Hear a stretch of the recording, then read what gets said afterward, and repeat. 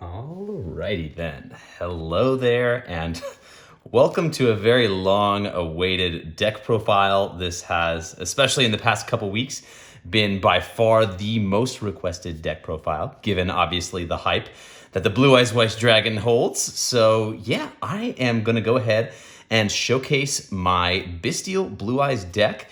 This is a slightly more budget option if you are not looking to go the Primite route. I definitely think those Primite cards are good. I have said this before, that they certainly synergize well with the deck, provide some great recursion.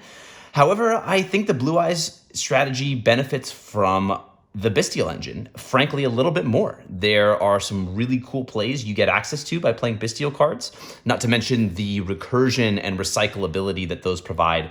I think it's too good to pass up immediately, I will say. So yeah, without further ado, let's go ahead. We're gonna get started with the main deck first, and then we'll go ahead and get into the extra deck and side. So with the main deck, there is no surprise that you're gonna be on at least one copy of Blue Eyes. I've chosen to play two. There are certain plays that you can do with the Sage, and of course we're playing some other cards to tutor out Blue Eyes. So I think having two is great. It definitely synergizes well with the trap. So I think two for now. There's an argument, especially in this Blue Eyes build, to maybe consider playing one. But as of right now, I still like it at two. And then, of course, the best normal summon in the deck, you are going to be playing 3 Sage with Eyes of Blue. This card is really fantastic because it's not a once per turn on the normal summon. So if you normal summon it again, that is fantastic. And then there's a secret effect where you can special summon a Blue Eyes monster from the deck by discarding this and targeting an effect monster. I think that's pretty solid. So we're obviously going to be running 3 copies of Sage. And then, yes, similarly, we are on the triple copies of Maiden of White. This is kind of the new starter of the deck. This is basically what allows you to place the True Light, much like Bystial Lubellion places branded continuous spells and traps. However, Maiden of White really does it all for the deck. You can grab it off of the Sage with Eyes of Blue. This thing places. And then it has 2 additional effects, right? If you special summon a Blue Eyes while this thing is in the graveyard, you can special summon the Maiden of White. And then when a card or effect is activated that targets this card, or if this card is targeted for an attack, the latter will probably never happen, you can go ahead and summon out a Blue Eyes White Dragon or a level 1 Light Tuner from your graveyard. So this card can net you quite a few bodies in addition to setting up your True Light play, which, yeah, that's just fantastic. And then we are on the 1 copy of Neo Kaiser Seahorse. This card in particular is great because it is full combo by itself, provided you're not getting interrupted. This thing can hard make the Blue Eyes Ultimate Dragon with, one other level 1 Light Tuner. This thing has the ability to special summon itself. And then this thing notably has some fantastic stats. It is a dragon, meaning that we can go ahead and retrieve this with our Bystial Magnamut. So this is one way to bridge the Bystial and Blue Eyes engine. And yeah, it's decent stats overall. So I think that this is a worthy inclusion at 1, in particular in this Bystial-based build where we do need some way to bridge the engines. So I really like Kaiser Seahorse. It's kind of like an extra starter as well. So that's really solid. Speaking of starters, we are, of course, running the triple wishes for Eyes of Blue. I have seen some interesting builds where folks are not maxing out on this card, and it really does baffle me to see. I mean, yes, this thing is an Ash Blossom magnet 100%. I completely agree. But you need more ways to get your plays started. And so I feel like it would be a real shame to see this thing only at 1 or 2. So I like it at 3, especially because we are indeed running talents in this build. So this getting met with an Ash Blossom is no problem at all because you can then just talents into more cards or disrupt your opponent. So then in terms of the one-ofs here, right? So we are on the 1 Roar, 1 Mausoleum. You gotta play the Mausoleum for the Link one. And then the Roar, this is really solid. This is just an extra copy of Blue Eyes. This is a way to get to that second copy if you don't do the first through the combo. And then 1 Ultimate Fusion. I've seen a lot of people cut this card that aren't playing the budget strategy, and I understand that. However, Ultimate Fusion is really good because it does 2 things that this deck really needs. One is it recycles materials, right? So you're recycling back your Link 1, maybe an extra copy of Spirit. So that's really great. And then this thing is also a pop. This thing can destroy face-up cards your opponent controls up to the number of Blue Eyes White Dragon or Blue Eyes cards that you control. Right, Blue Eyes White Dragon or Blue Eyes Ultimate Dragon, sorry, used from the field as material. So if you're using the OG Blue Eyes, you can get up to 2 pops, which is another reason why we've chosen to play 2 copies of the Blue Eyes. So then in terms of our traps, right, we do have the one of the Singleton with the, what is it, the True Light and the Majesty. True Light, there's no explanation really needed. You're placing this off of the Maiden.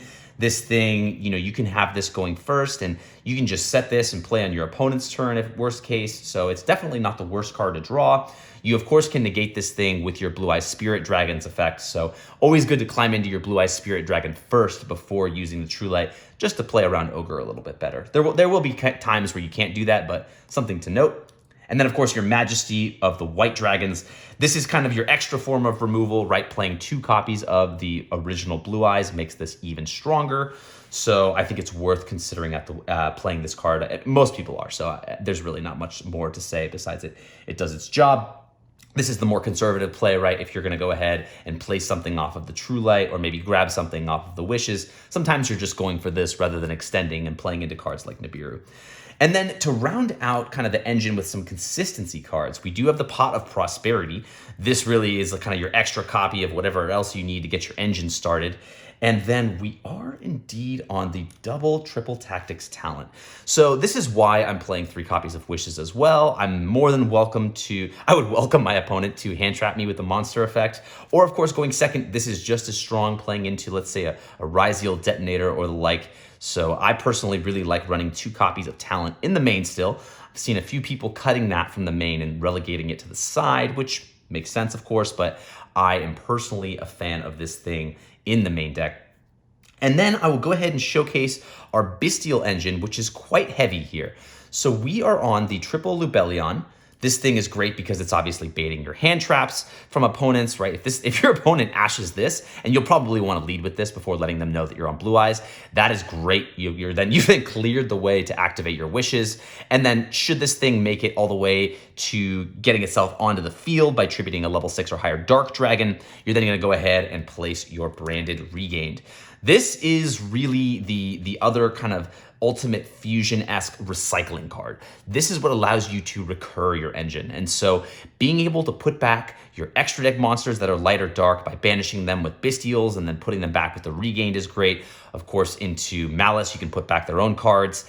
Making sure, of course, that you are not the turn player, right? Because as the turn player, if they're going first, or if they're playing second, right, you've set up your Regained, then you will chain your Regained to their Malice effects in the banish zone. So they will activate attempts to summon, and then you'll chain your Regained to put it back and draw a card. And then in terms of the Bystial monsters, we've elected to play 1 of each. So of course the Magnamut, no explanation needed there. Druis Worm, great board breaker. Baldrake, I'll talk about Serenir last. Baldrake is great because, is another layer of disruption, stopping your opponent's extra deck or ritual summons. And then the Serenir is a really interesting inclusion. I went back and forth on this a little bit.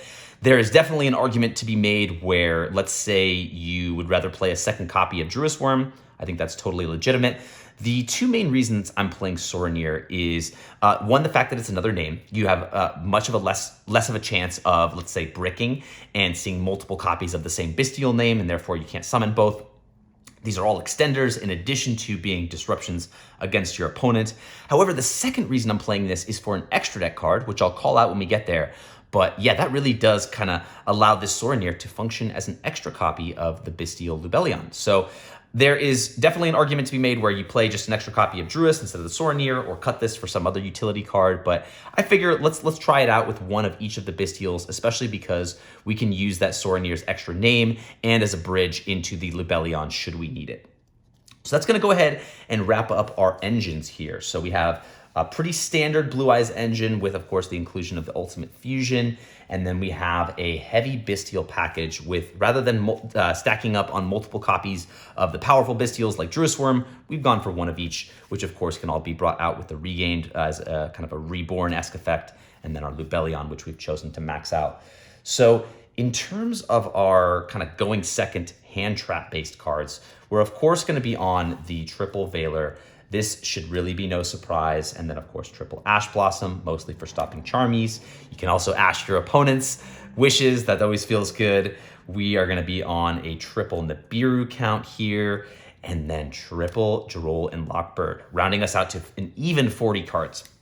You'll notice we're not on the imperms here. I have chosen to play those in the side just because we're playing an increased Bystial count. I don't want to necessarily have to make that choice of, do I have to imperm early and just to allow my Bystials to go through? I feel like that's a little bit of a hard decision that we don't necessarily have to make if we put our imperms in the side. Not to mention, so many decks are playing into Droll right now. I've really seen this card put in some serious work. So I'm a big fan of Droll in the main deck, especially as Blue Eyes is an up-and-comer in the meta here. I think being able to stop that prematurely before they really pop off is always great too. So that is it for our main deck hand trap count.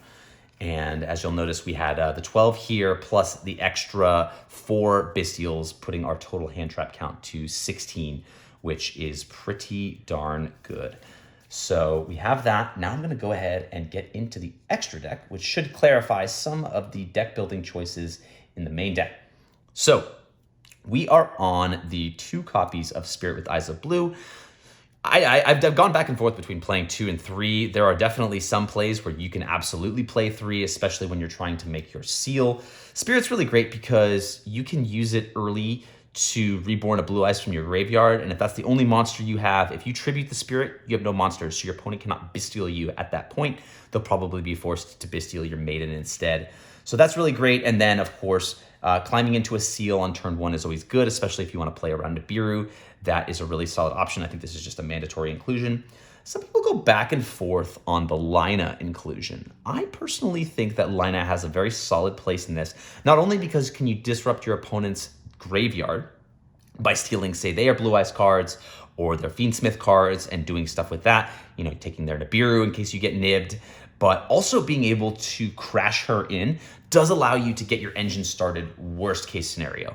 Her being able to, when she is destroyed by battle or card effect, grab a light monster with 1500 or less defense means that you're able to grab not only your best starters essentially, right? Because Sage has 1500, Maiden has 0/0, so those are all really great options to grab with Lina. So I think Lina has a place as of right now. We'll have to see how the meta develops.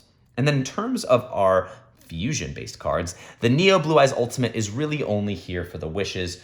As I'm sure most folks know who are playing this deck, right? Your wishes has that ability to target a Blue Eyes and then equip it with an extra deck monster.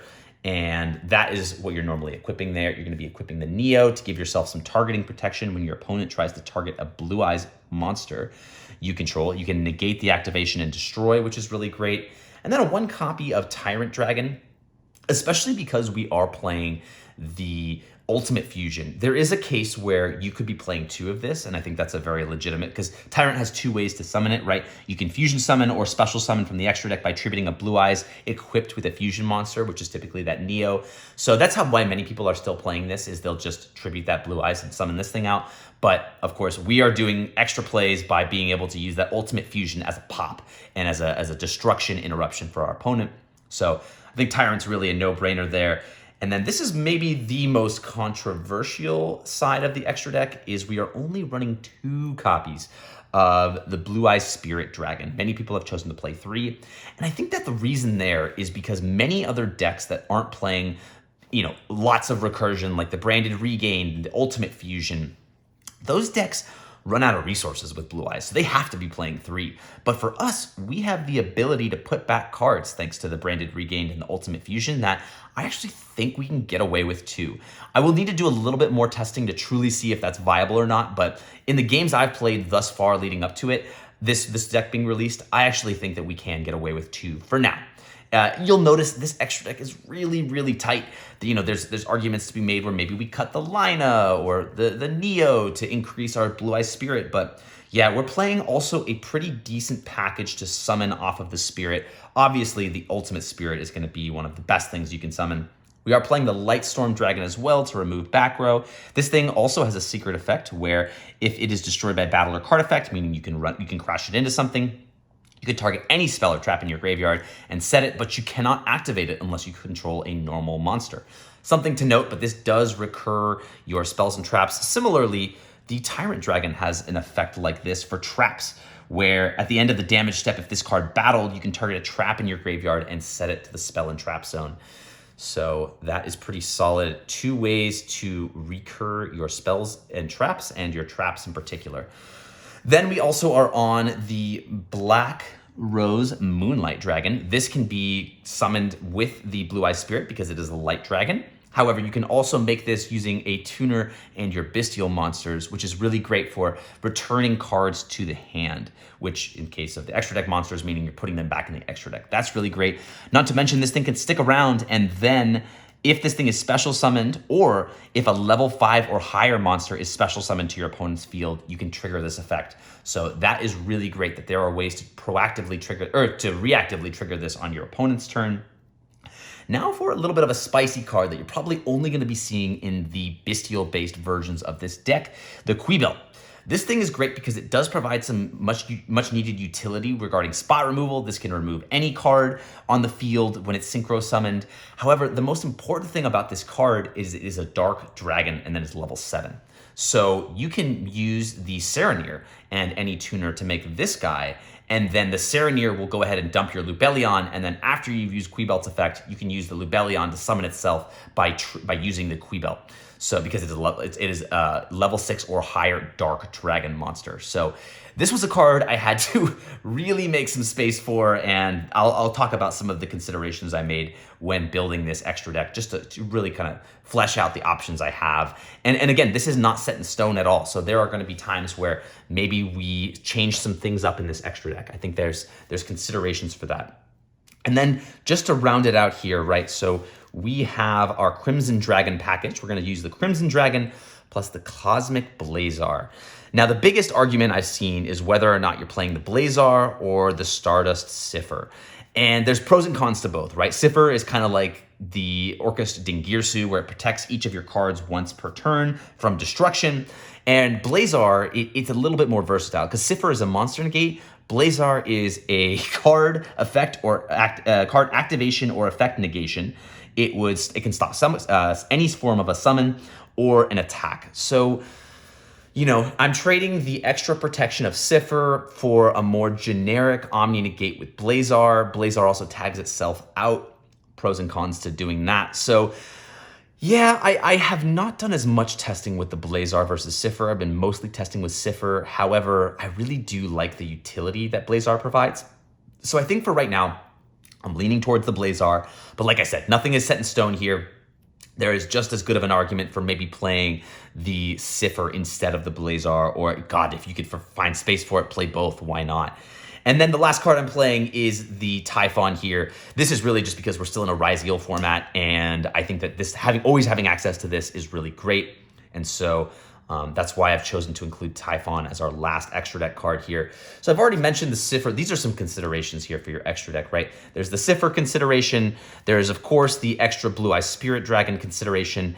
And then this deck in particular can take advantage of a Chaos Angel. Making this with light monsters does mean that you would be able to protect your synchros, which is really great. You can use the Neo Kaiser Seahorse, which is a light, plus a Bystial, which is a dark, to make a light and dark Chaos Angel. But as of right now, the extra deck is just so tight. I just don't see space for a situational Chaos Angel that I'm not making as frequently as some of these other cards that I would be making instead. Maybe the Quibel would be the first to go. That and the Serenir package are something that you could consider maybe swapping around with some of the other options, or maybe even a different extra deck card of your choosing. But yeah, that is it for our extra deck here. So now I'm going to go ahead and showcase off the side deck I have built. And this is very much a work in progress, so adjust this as needed to your locals and whatnot. But yes, we are, like most side decks, choosing to play triple copies of Lancia. I think that into Malice in particular, this deck might struggle a little bit. So we're actually going to be maxing out our Malice hate by also including triple copies of Chaos Hunter, just as an extra way to hedge our bets against their banishing effects. They're going to really struggle with this. If we can stick, you know, a Lancia or a Double Hunter or something like that, that's really great. And then we will also showcase the triple copies of Impermanence. This is in the side because there are, like I said, some conflictions with the Bystial monsters we've chosen to run in the main deck. So the impermanence can be a very great substitution when you're side decking for decks that don't maybe can play around Bystials pretty well, like Malice, right? Imperm is not the best against Malice, but it's definitely going to be better than some Bystials. Not to mention, this Imperm synergizes well with some of the other cards we're playing, like the 1 copy of Talent, right? You can use Talent going first to set the Imperm, or something else we're playing in the side deck here. But yeah, so we are playing the Talent because this can also be Engine or a board breaker. We're putting this in going first or second when the situation arises. The hard going first card, I would say, is Called By. This is going in when we know we're going first, in addition to 2 copies of Dimensional Barrier. So this is obviously a going first card against the strategies that lose hard to a D barrier. So if they're making rituals, fusion, synchros, or XYZs, I don't think anybody's playing pendulums this format. And the thrust is kind of your extra copy of this, so you're able to play 3, but thrust really is a flexible card that can be multiple things. And so we are on the 2 barrier. And then for the sneaky cards in the side deck here, we do have the Ancient Fairy plus a Secret Village. Yes, we do have a time card here. The Ancient Fairy does have a way of gaining you life points. It also has a way of destroying field spells, which can sometimes be situationally good. Maybe you want to clean up your opponent's cross, the Ryzial Cross or some other field spell. And then the Secret Village, this is just a blowout against decks that aren't running spellcasters or some that do rely on their spells. So Tenpai Striker, I'm sorry. Being able to stop, the Mitsurugi deck is pretty good with this too. They don't have very many, spellcasters to enable them to play spells. So this can be a very powerful choice, whether you're playing into time or you want to deal with spell-based strategies. But with all that being said, a couple other considerations for your side deck, right? You might want to consider playing Metaltronus. That's a very popular card right now.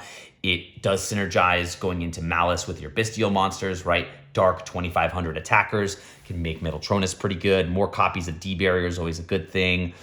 Books, those are really great. Book of Eclipses and Book of Moons. I'd probably play maybe some Book of Moons. Book of Eclipses are good. They just play an Ash, but there's also an argument to say maybe you want to bait out that Ash so you can activate your wishes more. That's worth considering. Of course, your Judgments. Skill Drain is a very, very powerful card going first. And then, of course, your Slayers, Storms, Dusters, other hard board breakers, maybe even evenly matched. That could be great. And then, hand traps, of course, there's Ghost Ogre or maybe even a Phantasme. So all considerations that are available to you while playing this Blue Eyes strategy. But this is where I've landed, and God, I've been having so much fun. And I can't wait to take this to, either a regional or more of my local tournaments to really see how this performs and keep refining this strategy. But yeah, it's Blue Eyes time. Let's go.